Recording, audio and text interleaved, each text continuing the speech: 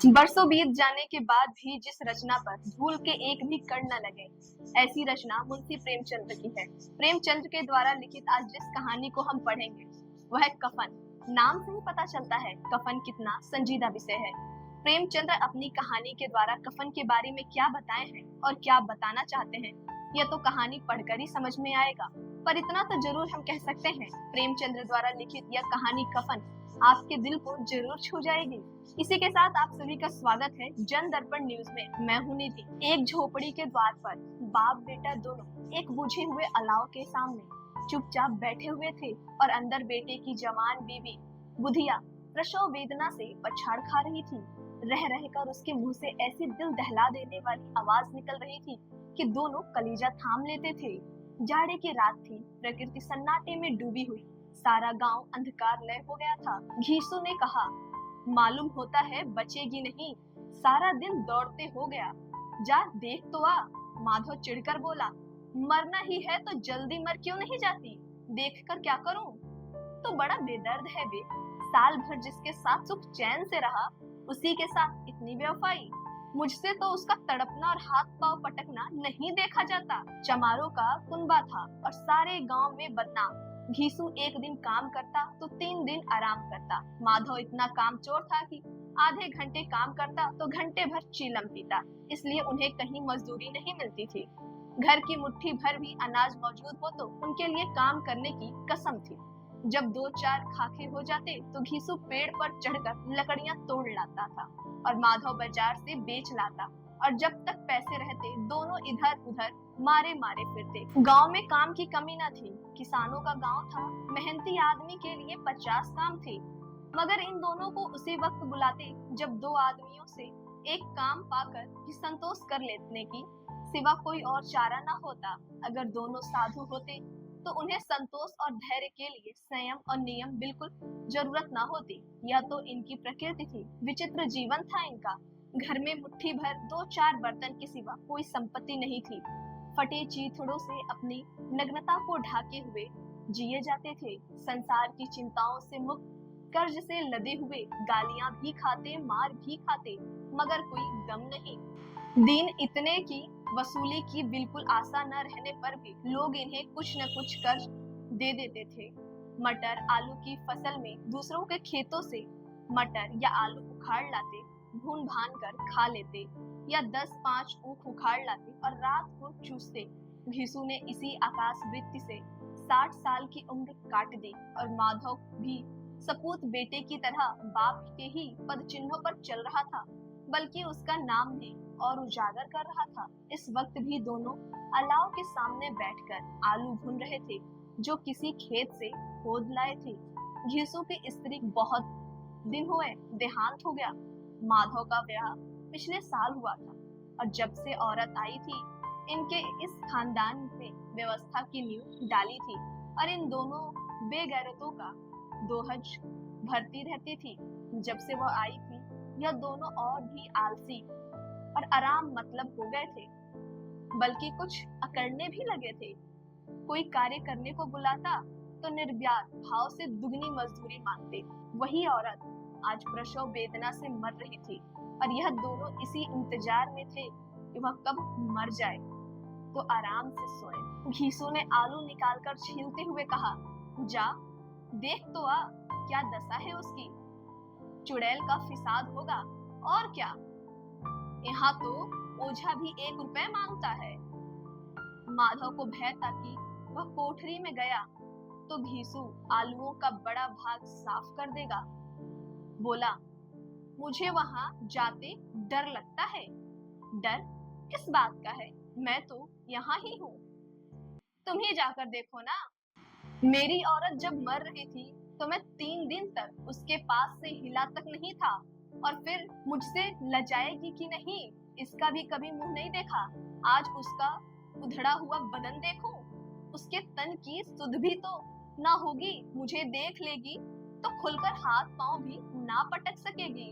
मैं सोचता हूँ कोई बाल बच्चा हो गया तो क्या होगा, सौंठ गुड़ तेल कुछ भी तो नहीं है घर में, सब कुछ आ जाएगा, भगवान दे तो। जो लोग अभी 1 पैसा नहीं दे रहे हैं वे ही कल बुलाकर रुपए देंगे। मेरे 9 लड़के हुए, घर में कभी कुछ न था, मगर भगवान ने किसी न किसी तरह बेड़ा पार ही लगाया। जिस समाज में रात दिन मेहनत करने वालों की हालत उनकी हालत से कुछ बहुत अच्छी न थी, और किसानों के मुकाबले वे लोग जो किसानों की दुर्बलताओं का लाभ उठाना जानते थे कहीं ज्यादा प्रसन्न थे। यहाँ इस तरह की मनोवृत्ति का पैदा हो जाना कोई अचरज की बात न थी। हम तो कहेंगे घीसू किसानों से कहीं ज्यादा विचारवान था, और किसानों के विचार सुनने समूह में शामिल होने के बदले बैठकबाजों की कुत्सित मंडली में जा मिलता था। हाँ, उसमें यह शक्ति न थी कि वह बैठकबाजों के नियम और नीतियों का पालन करता, इसलिए जहाँ उसकी मंडली के और लोग गांव के सरगना और मुखिया के बने हुए थे, उस पर सारा गांव उंगली उठाता था। फिर भी उसे यह तस्कीन तो थी ही कि अगर वह फटे हाल है तो कम से कम उसे किसान किसी जी तोड़ मेहनत तो नहीं करनी पड़ती, और उसकी सरलता और उसकी निहरता से दूसरे लोग फायदा तो नहीं उठाते। दोनों आलू निकाल निकाल कर जलते जलते खाने लगे। कल से कुछ खाया नहीं था, इतना सब्र न था कि ठंडा हो जाने दे। कई बार दोनों की जबानें जल गईं।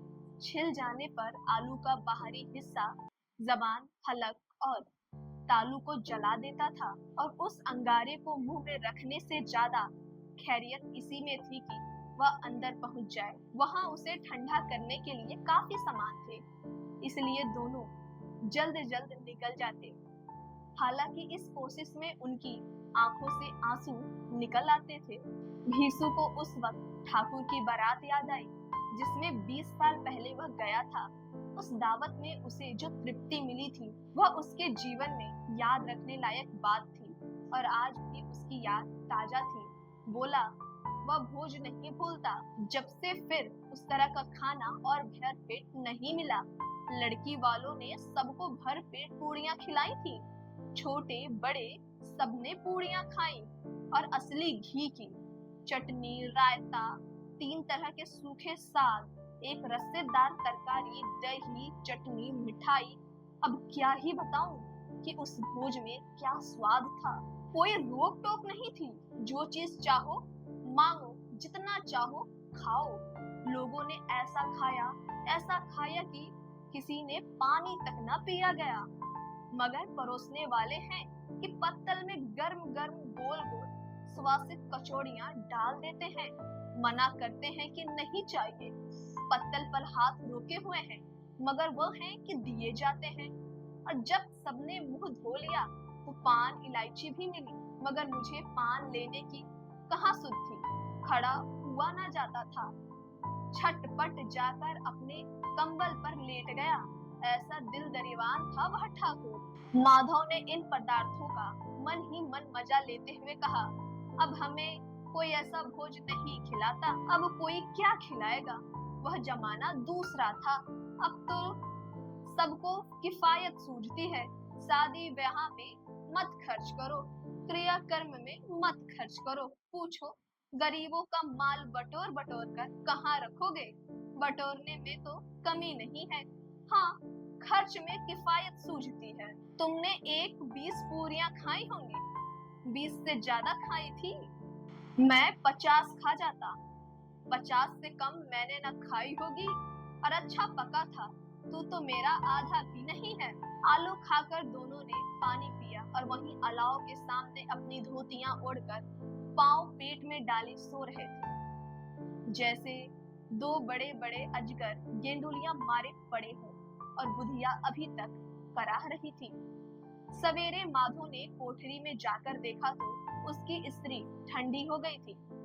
उसके मुंह पर मक्खियां भिनक रही थी, पथराई हुई आंखें ऊपर टंगी हुई थी, सारी देह धूल से लथपथ हो रही थी। उसके पेट में बच्चा मर गया था। माधव भागा हुआ घीसू के पास आया, फिर दोनों जोर जोर से हाय हाय करने और छाती पीटने लगे। पड़ोस वालों ने यह रोना धोना सुना तो दौड़े हुए आए और अपनी पुरानी मर्यादा के अनुसार इन अभागों को समझाने लगे, मगर ज्यादा रोने पीटने का अवसर न था। कफन की और लकड़ी की फिक्र करनी थी। घर में तो पैसा इस तरह गायब था जैसे चील के घोंसलों में मांस। बाप बेटे रोते हुए जमींदार के पास गए। वह इन दोनों की सूरत से नफरत करते थे। कई बार इन्हें अपने हाथों से पीट चुके थे। चोरी करने के लिए, वादे पर काम पर न आने के लिए। पूछा, क्या है बे घिसुआ, रोता क्यों है?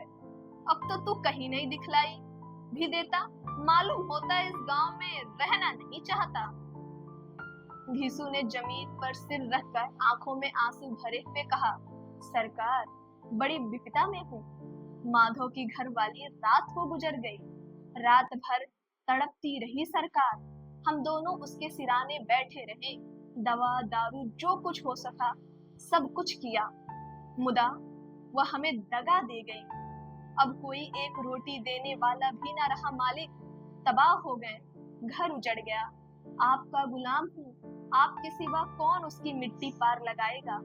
हमारे हाथों में जो कुछ था वह सब तो दवा दारू में उठ गया सरकार। आपकी दया होगी तो उसकी मिट्टी उठेगी। आपके सिवा किसके द्वार पर जाऊं? जमींदार साहब दयालु थे, मगर घीसू पर दया करना काले कंबल पर रंग चढ़ाना था। जी में तो आया कह दे, चल दूर हो जाए यहाँ से। यूं तो बुलाने से भी नहीं आता, आज जब गरज पड़ी तो आकर खुशामद कर रहा है। हरामखोर, कहीं का बदमाश। लेकिन यह क्रोध या दंड देने का अवसर न था। जी में कुड़ते हुए 2 रुपए निकालकर फेंक दिए, मगर सांत्वना का एक शब्द भी मुंह से न निकला। उसकी तरफ ताका तक नहीं, जैसे सिर का बोझ उतारा हो। जब जमींदार साहब ने 2 रुपए दिए तो गांव के बनिए महाजनों को इनकार का साहस कैसे होता। घिसू जमींदार के नाम पर ढिढोरा भी पीटना खूब जानता था। किसी ने 2 आने दिए तो किसी ने 4 आने। 1 घंटे में घिसू के पास 5 रुपए की अच्छी रकम जमा हो गई। कहीं से अनाज मिला, कहीं से लकड़ी, और दोपहर को घिसू माधव बाजार से कफन लाने चले। इधर लोग बांस काटने लगे। गांव की नर्म दिल स्त्रियां आकर लाश देखती थी और उसकी बेबसी पे 2 बूंद आंसू गिराकर चली जाती थी। बाजार में पहुंचकर घिसू बोला, लकड़ी तो उसे जलाने भर को मिल गई होगी, क्यों माधव? माधव बोला, हाँ लकड़ी तो बहुत है, अब कफन चाहिए बस। तो चलो कोई हल्का सा कफन ले लें। हाँ और क्या, लाश उठते उठते रात हो जाएगी। रात को कफन कौन देखता है? कैसा बुरा रिवाज है कि जीते जी तन ढकने को चीथड़ा भी ना मिले उसे, मरने पर नया कफन चाहिए। कफन लाश के साथ ही तो जल जाता है, और क्या रखा रहता है। यही 5 रुपए पहले मिले होते तो दवा दारू ले लेते। दोनों एक दूसरे के मन की बात ताड़ रहे थे। बाजार में इधर उधर घूमते रहे। कभी इस बाजार की दुकान पर गए तो कभी उसकी दुकान पर।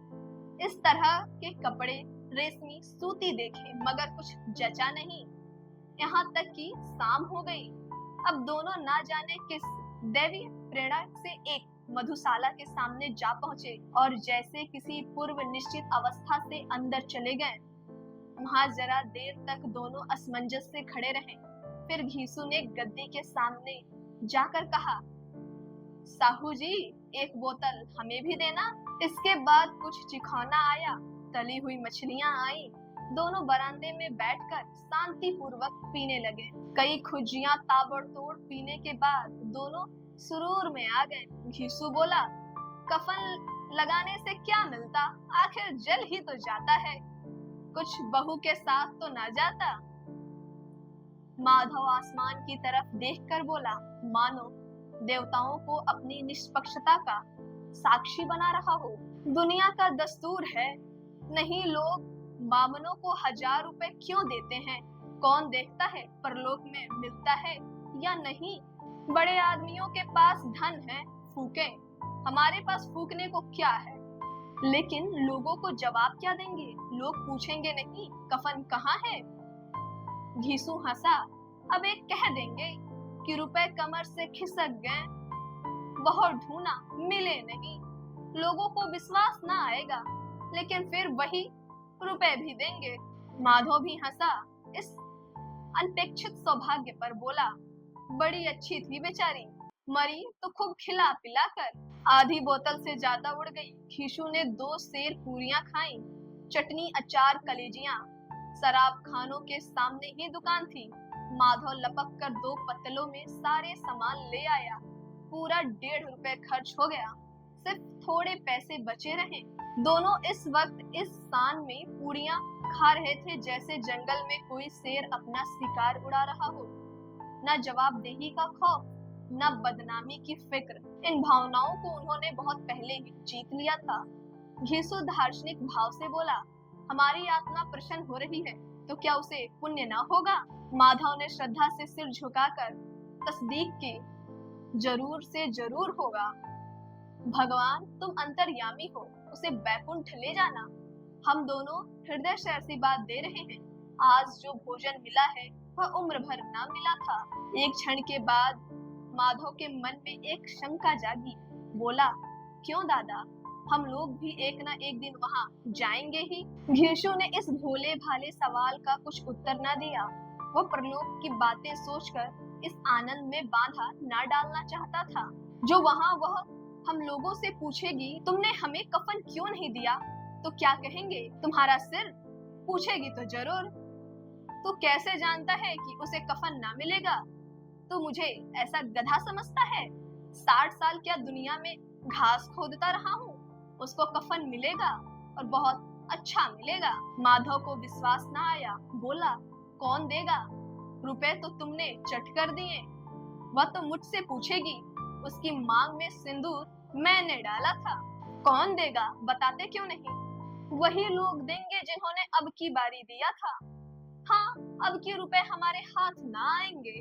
ज्यों-ज्यों अंधेरा बढ़ता था, सितारों की चमक तेज होती थी, मधुशाला की रोशनी बढ़ती जाती।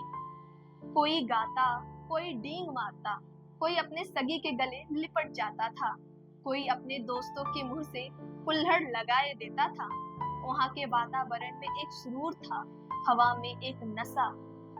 कितने तो यहाँ आकर एक चुल्लू में मस्त हो जाते थे। शराब से ज्यादा वहाँ की हवा उन पर नशा करती थी। जीवन की बाधाएं यहाँ खींच लाती थी और कुछ देर के लिए यह भूल जाते थे कि वे जीते हैं या मरते हैं, या ना जीते हैं और ना मरते हैं। और यह दोनों बाप बेटे अपने ही मजे ले लेकर चुस्कियां ले रहे थे। सबकी निगाहें इनकी ओर जमी हुई थी। दोनों कितने भाग्य के बली हैं। पूरी बोतल बीच में है। भर पेट खाकर माधव ने बची हुई पूरियों को एक पत्तल में रखकर एक भिखारी को दे दिया, जो खड़ा इनकी ओर भूखी आंखों से देख रहा था।